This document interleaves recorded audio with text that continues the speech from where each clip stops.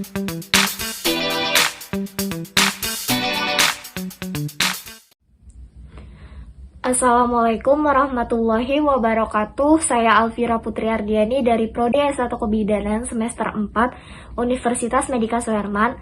Di sini saya akan melakukan role play tentang akseptor ber-KB.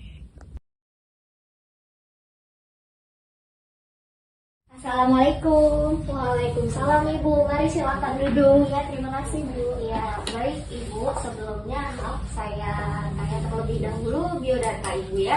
Nama Ibu siapa? Nama saya Rafa. Ya, baik. Umur Ibu dan pekerjaan Ibu apa? Umur saya 29 tahun. Saya bekerja sebagai IRT. Saya dan suami saya memutuskan untuk ber-KB, tapi saya masih bingung memilih KB yang cocok untuk saya gunakan. Jadi saya ingin meminta penjelasan dari Bu Bidan terkait jenis alat kontrasepsi apa saja yang tidak saya gunakan nantinya. Oh iya, baik Bu. Jadi Ibu dan suami Ibu ingin ber-KB ya. Namun sebelumnya Ibu ingin mengetahui dulu jenis kontrasepsi apa saja yang bisa Ibu gunakan, benar begitu? Iya, begitu Bu Bidan. Ya, sebelumnya sudah pernah menjadi akseptor KB? Iya Bu, saya sudah pernah menjadi akseptor KB. Oh iya, kalau boleh tahu anak Ibu anak Ibu berapa ya? Anak saya umur 1 tahun 2 bulan Bu. Ya baik. Oh ya, memang waktunya sangat baik untuk menjaramkan anak. Jadi gini, alat kontrasepsi itu memang ada beberapa jenis, di antaranya itu ada KB suntik, ada pil, ada implan, ada kondom, dan ada AKDR. Jadi apa kekurangan dan kelebihan dari masing-masing alat kontrasepsi itu? Memang jenis kontrasepsinya itu yang saya sebutkan tadi masing-masing mempunyai kekurangan dan kelebihan. Saya akan menjelaskan satu persatu agar nantinya Ibu tidak bingung lagi untuk memilih alat kontrasepsi apa yang akan Ibu gunakan. Oh iya Bu. Nih Bu, jadi di sini ada macam-macam metode apa saja yang bisa dipakai dalam ber-KB. Yang pertama itu AKDR, yang kedua itu ada pil, nah yang ketiga itu suntik 3 bulan, selanjutnya itu ada suntik bulanan, terus susuk atau AKBK, terus kemudian kotak pria, kontrasepsi pria dan wanita, kemudian kondom dan mal. Dan di sini Ibu biasanya memakai apa Bu? KB-nya pil ya? Iya, saya pakai pil. Nah, kalau di sini tentang pil, bentar.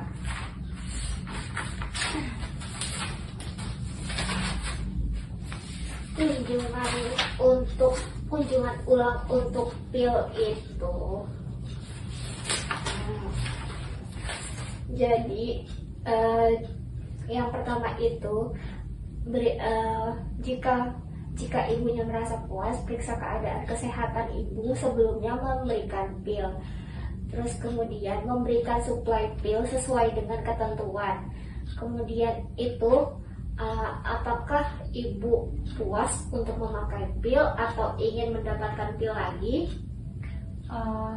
Kalau bisa sih pakai pil lagi.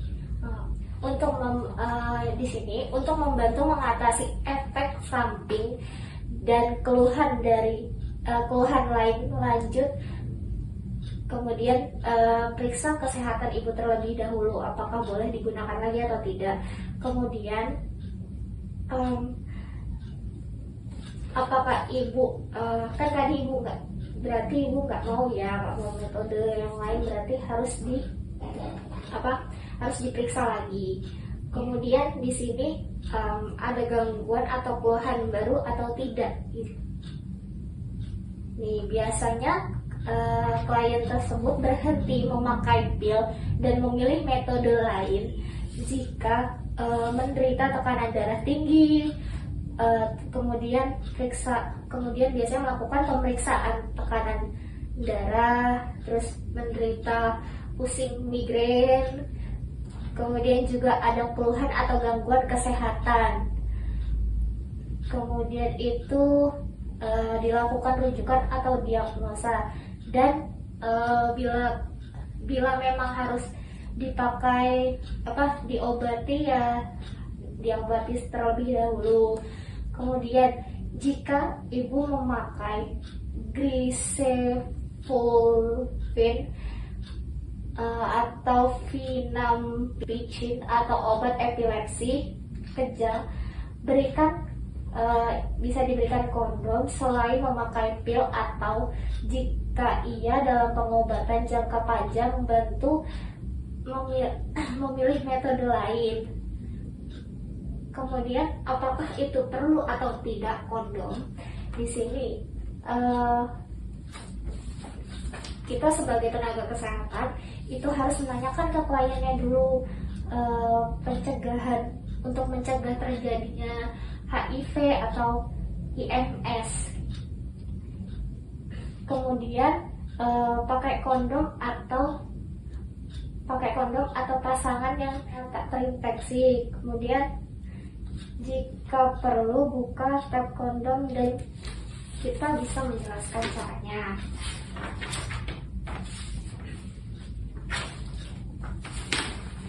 Kemudian ya, di sini saat pemakaian mual muntah atau tidak.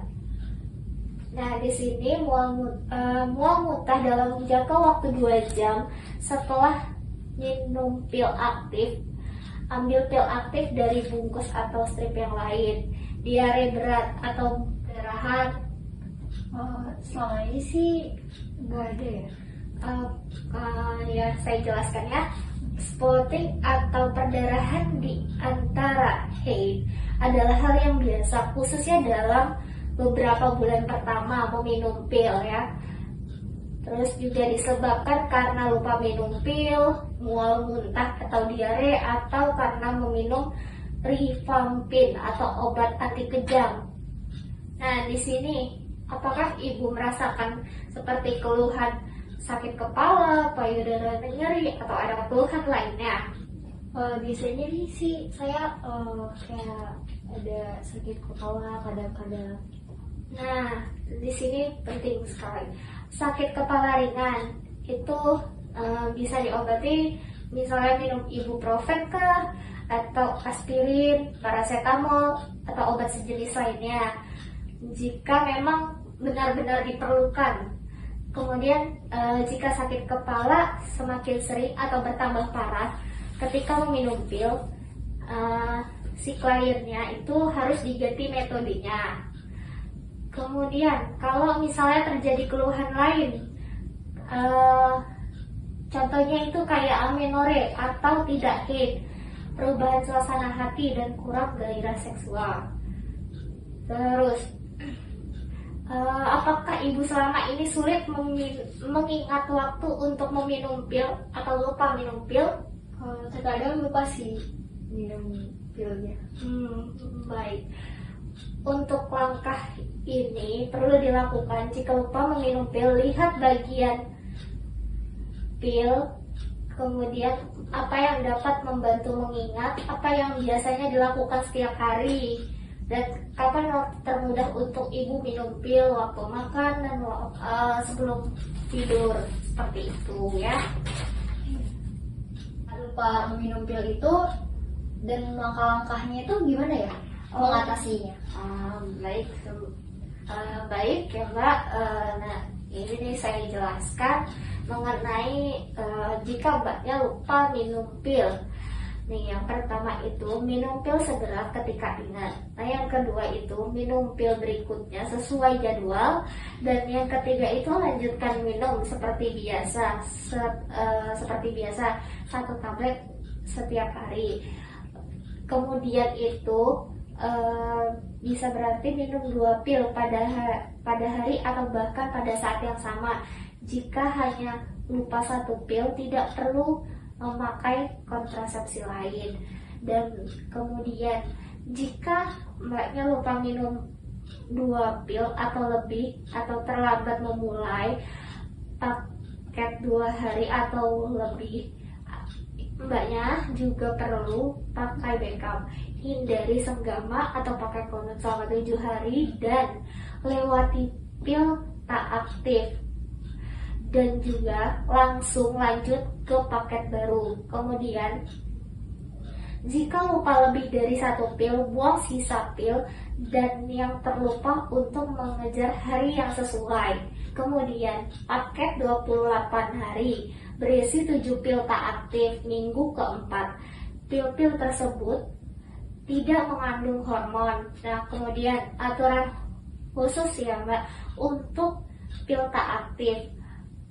Buang saja pil yang lupa diminum, lalu lanjutkan minum pil sesuai jadwal. Kemudian melewatkan pil tak aktif tidak berbahaya ya.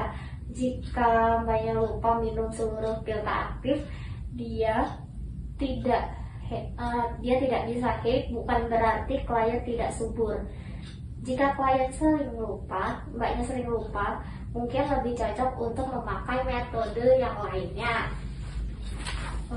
Metodenya yang lainnya itu seperti apa ya? Yang misal mbaknya ganti alat kontrasepsinya kayak kondom, kemudian tadi suntik ya, KB. Tapi itu harus dilakukan konsultasi dulu kepada yang lebih berwenang. Nah, di sini bentar ya.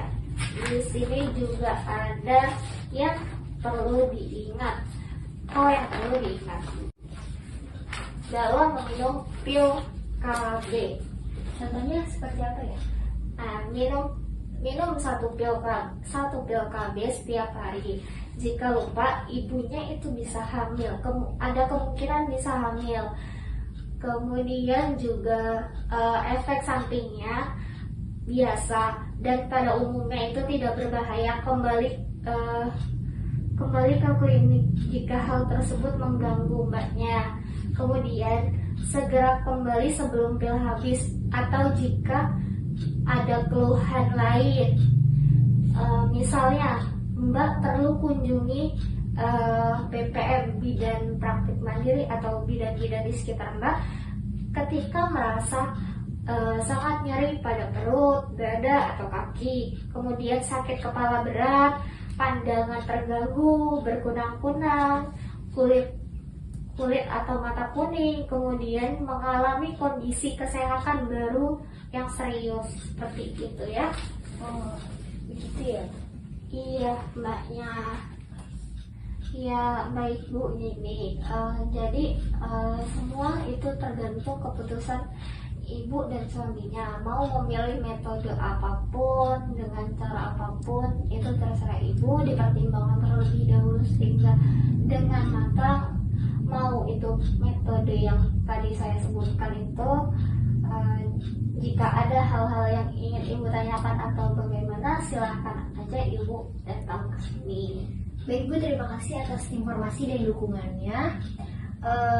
Yang ibu berikan ini sangat bermanfaat bagi saya dan keluarga.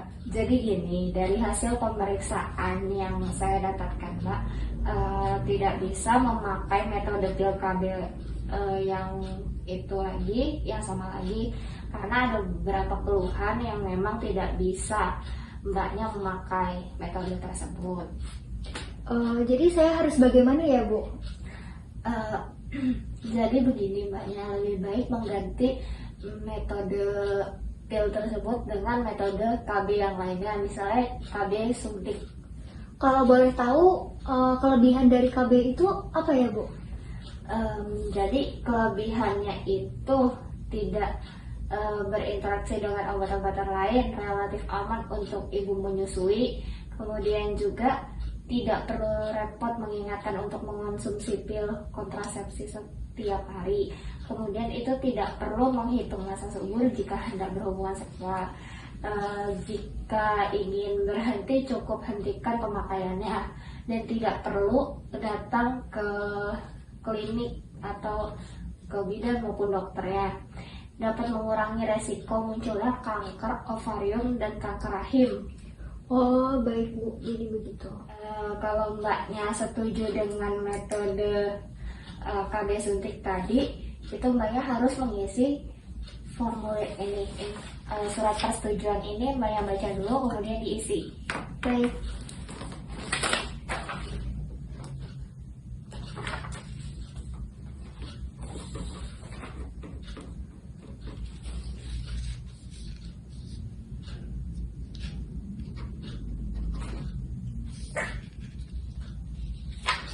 Sudah Bu? Sudah, baik mbak. Terima kasih mbak. Iya, sama-sama. Kalau begitu saya izin pamit. Terima kasih Bu. Assalamualaikum. Waalaikumsalam. Sekian video yang dapat saya tampilkan. Kurang lebihnya mohon maaf. Wassalamualaikum warahmatullahi wabarakatuh. Thanks for watching.